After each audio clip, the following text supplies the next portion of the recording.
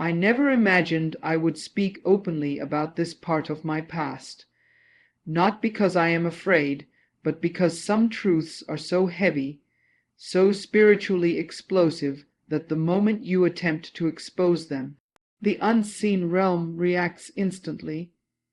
Certain things carry weight, and when you release them into the world, the atmosphere shifts every year. As December draws closer, my body remembers before my mind does. The air feels different, thicker, charged, as if the earth itself is holding its breath.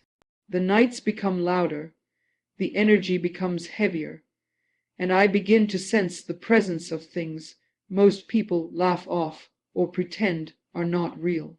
My name is Zandel from KwaZulu in South Africa, and for 12 long years I was immersed in the deepest levels of witchcraft. Not the version found in books or posted on social media, but the ancient kind passed down through bloodlines, ancestral pacts, rituals tied to spirits, and invisible agreements made long before I was even born. This was not learned, it was inherited, demanded, enforced. Many think witches only operate in the dark. Many believe December is just a month of holidays, gifts, and family gatherings. Many think the devil takes a break because everyone is busy celebrating.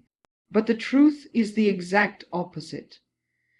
December is spiritually the heaviest and darkest month of the entire year.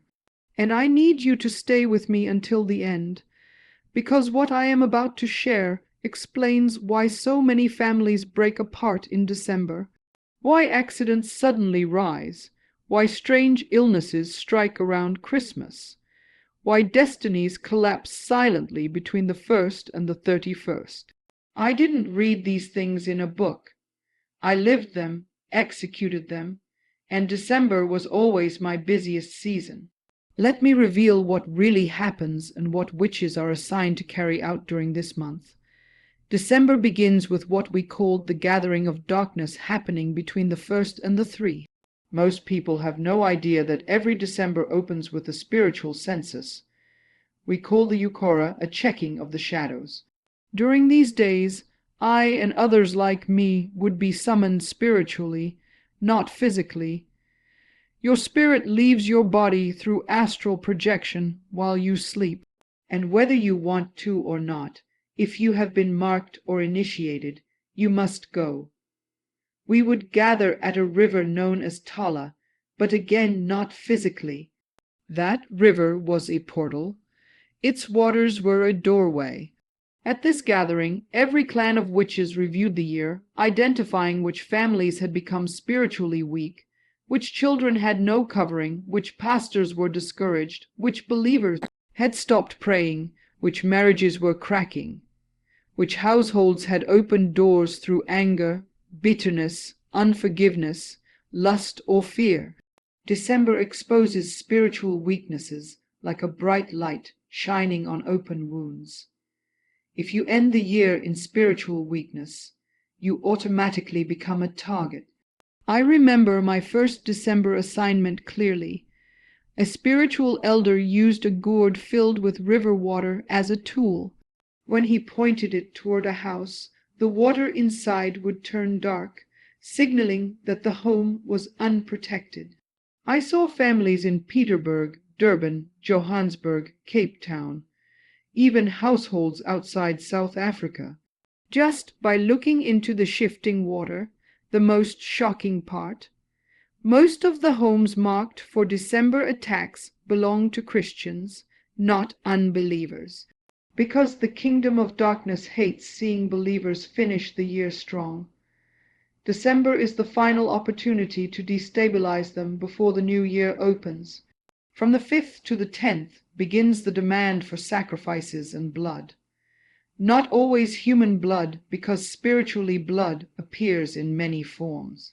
Accidents, miscarriages, sudden illnesses, violent arguments, animal killings, emotional breakdowns, relationship breakups, sexual sin. Anything that produces emotional pain or spiritual leakage can count as blood. My assignment was mostly to sow confusion inside families, especially during celebrations. Many don't know this. Emotional pain releases a spiritual scent that witches can detect from far distances, even provinces away. One December, I was sent to a family in Soto preparing for a joyful Christmas, but we saw a crack in the father's heart. He had offended his wife earlier in the year and never apologized. That bitterness created an opening. My job was simple: whisper thoughts, instigate arguments, ignite anger, disturb peace. By the 9th, that family was fasting instead of celebrating. The husband stormed out and got into a car accident that same night. Blood was collected. Assignment completed. People think these events are coincidences. They are not. Between the 15th and the 20th is the most dangerous period, known as the Night of Exchange. Okoshin Shisana Impo, the trading of lives. During this time, witches search for people who are spiritually unguarded, those who stopped praying, those drowning in lust, bitterness, grief, anger, depression, or those who simply grew lukewarm. We would visit them in the spirit, and this is when many people experience dreams of eating food, having sex, being in markets, receiving money, walking with dead relatives, attending gatherings, swimming in unknown places. These are not normal dreams. They are spiritual transactions. Anything you touch, accept, eat, or interact with becomes part of an exchange. One December, I visited a young woman in Durban. Earlier in the year, she was prayerful, but she grew spiritually weak. I appeared to her in her dream as her childhood friend and gave her soft porridge with something dark inside it. When she ate it, the exchange was complete. Her destiny went into the water realm, and a spirit of stagnation entered her life. In January, she lost her job. By March, her boyfriend left. By June, she was battling depression. All from a December transaction she never understood. Christmas Day, the 25th, is one of the busiest days for witches. Christians celebrate, eat, sleep, travel, relax, and let their guards down. But while believers are distracted, witches move aggressively. Christmas is not a holy day in witchcraft. It is a day of massive spiritual manipulation. Our assignment was to replace joy with sorrow, peace with chaos, breakthroughs with setbacks. One Christmas I was assigned to wealthy homes in Umhlanga, not to kill them but to steal their blessings for the upcoming year, because many blessings for the new year are spiritually released in December. People don't know that joy attracts blessings while sorrow attracts dark spirits. My job was to inject sorrow. I would stand spiritually at the gate, blow black powder, and immediately the atmosphere inside the home would shift. Arguments would erupt. Someone would cry, someone would storm out, peace would vanish. That change in atmosphere gave demons legal rights to operate. And most of those legal rights are created during December celebrations. The final and most terrifying period comes between the 28th and the 31st, the final harvest of souls. During this time, deaths increase, violence grows, drunkenness spreads, sexual sin multiplies, serious accidents occur, mental breakdowns peak. These are not random events. This period is called Ukiwala Enioka, closing the year. In the spiritual world, a year is a commodity.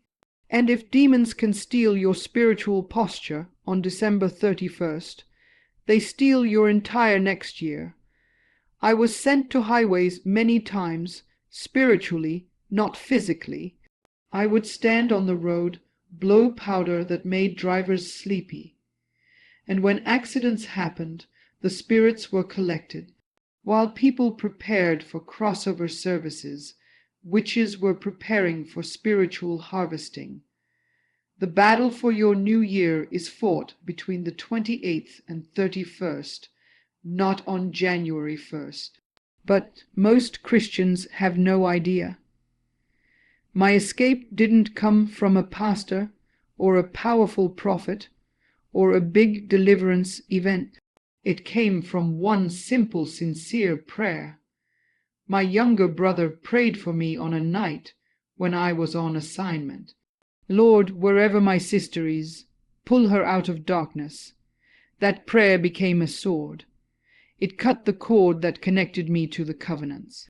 I woke up that night gasping, choking, coughing like something was being ripped out of me. That was the beginning of my freedom. It took months to fully break the chains, months to understand what had been done to me, but eventually the bondage snapped. Today, I am alive, free and able to speak about what really happens in December. This is not a movie. This is not entertainment. This is not meant to scare you. This is a warning. If there was ever a month when you needed to be spiritually awake and alert, that month is December.